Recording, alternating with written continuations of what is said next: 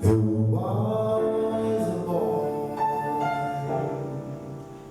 very strange, enchanted boy. They say he wandered very far over land and sea. A little shy, sad in my heart,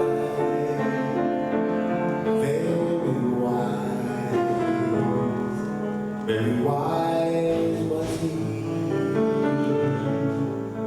And then one day, a magic day passed my way, spoke to me of many things, fools and kings. This he said to me, the greatest gift you'll ever learn is just to love and be loved in return.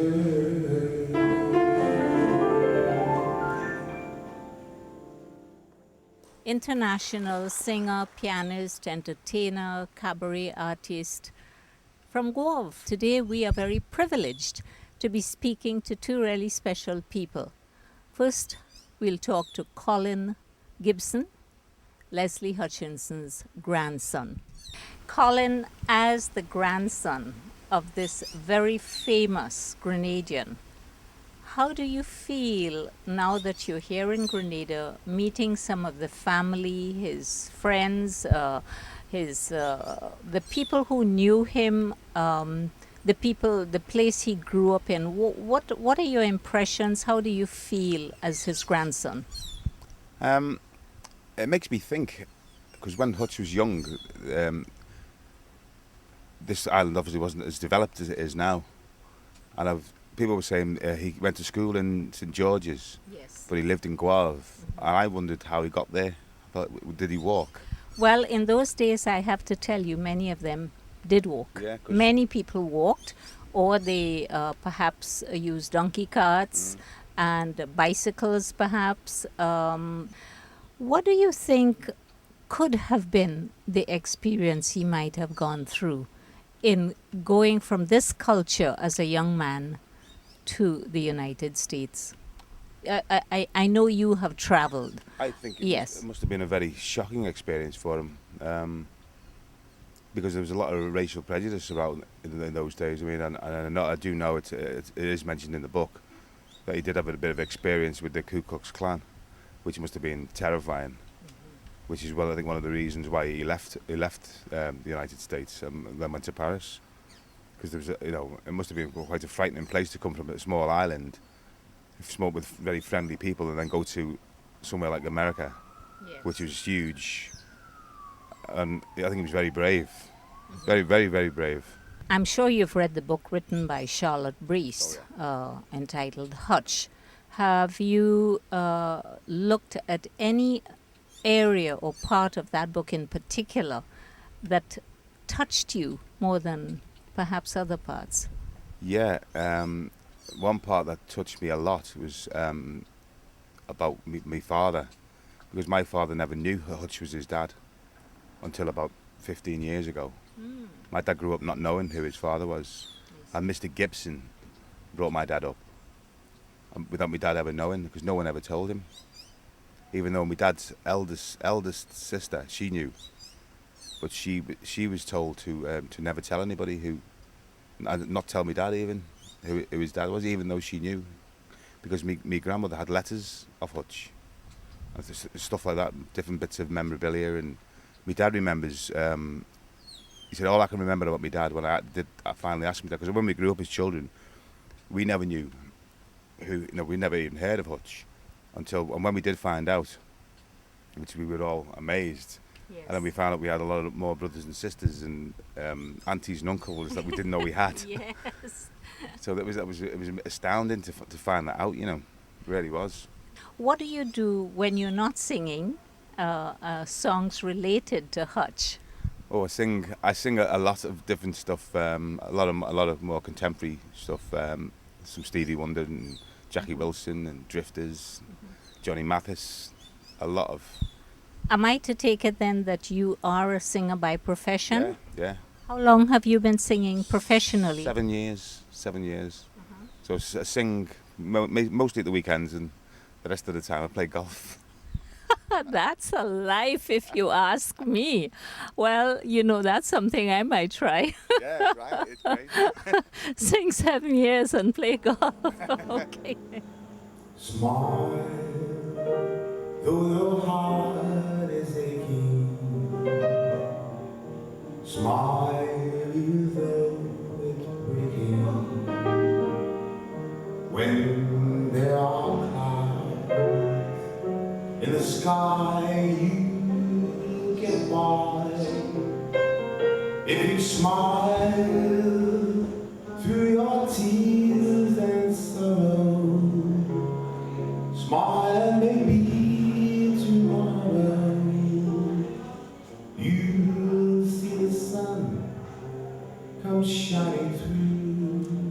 For you just light up your face with gladness, hide every trace of sadness, although a tear may be ever so near. That's the time you must keep on trying. Smile, what's the use of crying? You'll see that life is still worthwhile if you just smile.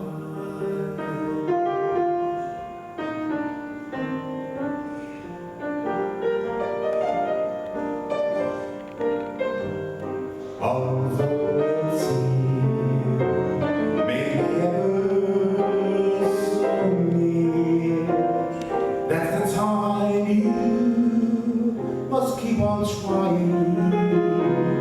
Smile, what's the use of crying? You'll see that life is still worthwhile if you just smile. This lovely lady sitting next to me is Romy Collingwood, the granddaughter of the famous and perhaps some people might even say infamous Leslie Hutchinson. As the granddaughter of this very famous man, how do you feel when people speak about him, the fact that you never met him, you never knew him, and yet he is such an international figure?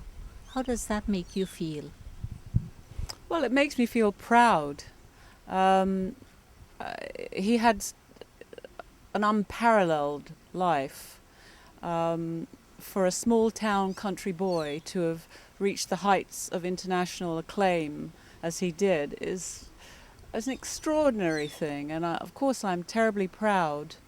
I had occasion to go and see him once, only on his deathbed, in effect to say goodbye, and that was my only contact with him, regrettably. But I'm touched to know that that bloodline runs through me. What do you know about the kind of work that he did, like visiting prisons and other similar institutions?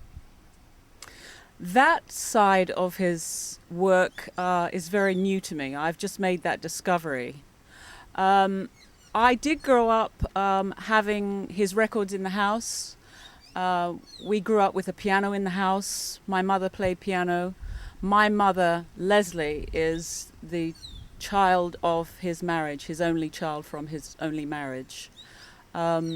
He was known to me as grandfather, but he was quite a distant figure, and that's all I really knew. I knew of his reputation. I knew how celebrated he was, and he was held in high esteem in the public, in many circles, but I didn't know any of the more personal things. The truth is, I'm discovering Hutch every day. I'm just finding out more and more. The book was a landmark for me, because before that I never knew there were other relatives. I never knew there were other people that were part of the family. I never knew any amount of things. It was totally obscured from me. I didn't know any of it. So it's all a delight to find out. It's the hidden history, if you will, the hidden family history. And it's all extraordinary. It's extraordinary. You've come to Grenada before, and as a matter of fact, I understand that you were married in Grenada. I was. What was that experience like? Was that your very first visit when you came here to be married? It was, and it was the most beautiful, beautiful experience. Obviously, I was happy, and I'm still happy. Obviously, I was happy on that occasion to be here, but I remarked at the time to my now husband that it felt very much like coming home. I absolutely was completely at home immediately. There was some sort of simpatico going on completely and utterly. I actually cried because it was such a profound feeling for me. The balmy winds, the bougainvillea, the sea, the sounds, the smells, everything. Grenada is extraordinary. I love it. Have you been back to Guelph? Yes, I have. What do you feel of the place? What is your mood when you find yourself there and remember that your grandfather came from that area? It just brings home to me how far he came and what he did. It's a phenomenal attainment. The levels that he reached coming from such a small place. And it must have been that much smaller and that much harder to do then. So I'm in awe. It's awe-inspiring. Do you feel that what is happening here is going to have a lasting impact on the Grenadian people? I'd like to think that it'll actually be integrated into the history of Grenada in a very positive way, so that he becomes celebrated for his achievements and somebody to look to. Yes, it's in the past, but somebody to look to that aspired and achieved, and that if he can do it, others can follow. They asked me how I knew my true love was true. I, of course, replied, something here inside cannot be denied. In 1916, Leslie Hutchinson completed his formal education at the Grenada Boys Secondary School in St. George. Shortly after, he left Grenada for the United States of America and traveled the world to enormous acclaim. As a singer and pianist, Leslie was the best paid entertainer in Europe for a decade, and he recorded 450 songs for different companies. This world-famous Grenadian was friend to many of the royal family, and he was Cole Porter's favorite pianist in Paris, London, and New York. Leslie was also a broadcaster, a variety performer, and a cabaret star. Tears I cannot hide, so I smile and say, when a lovely flame dies, smoke gets in your eyes.